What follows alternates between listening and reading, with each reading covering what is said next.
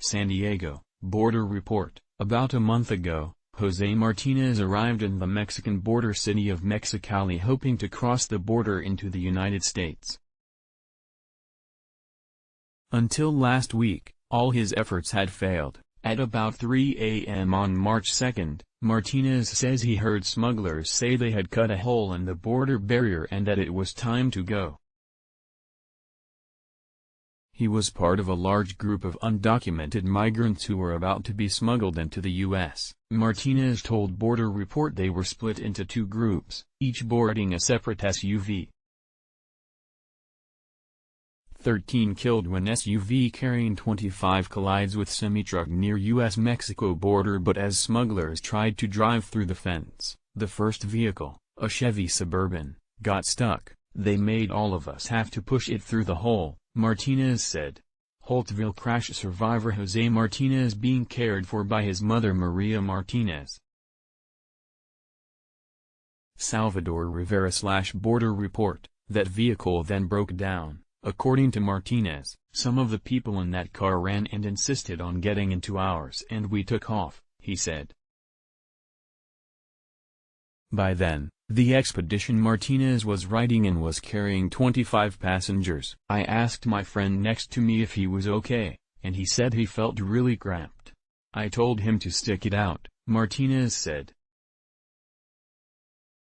Majority of 13 killed in California crash were Mexican. At least 2 survivors are Guatemalan-related content. Imperial County releases names of 13 SUV passengers killed in crash with big rig. 12 injured SUV passengers in fatal Imperial County crash with semi-truck. ID'd SUV in Imperial County crash came through hole in border fence. The 16-year-old from the state of Guerrero in Mexico says he doesn't remember much after that. The expedition was hit by a semi-truck at the intersection of Highway 115 and Norris Road in Holtville, California.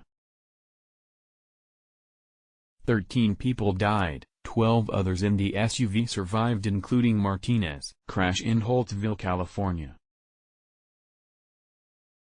Killed 13 on March 2. I remember waking up on Wednesday night and being told my mother and brother were on their way from Mexico to be with me, he said. Mexico's consulate in San Diego arranged for an emergency visa for Martinez's mom and sibling, allowing them to be with him in the hospital.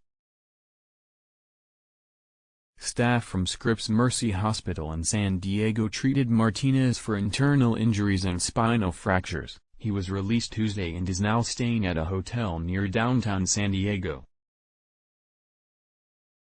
Smugglers cut a hole in the border barrier and drove 2 SUVs through it. One of those vehicles carrying 25 people was involved in a crash that killed 13 of the passengers. Courtesy, CBP. I'm very grateful to God for helping me survive this accident, Martinez said, adding he was very thankful for the care he got at the hospital. Most didn't speak a lot of Spanish, but they were very nice, and I want to thank them. The California Highway Patrol, which has been conducting the investigation into the crash, has not released its findings. However, investigators said they suspected the driver of the SUV ran a stop sign and into the path of the big rig.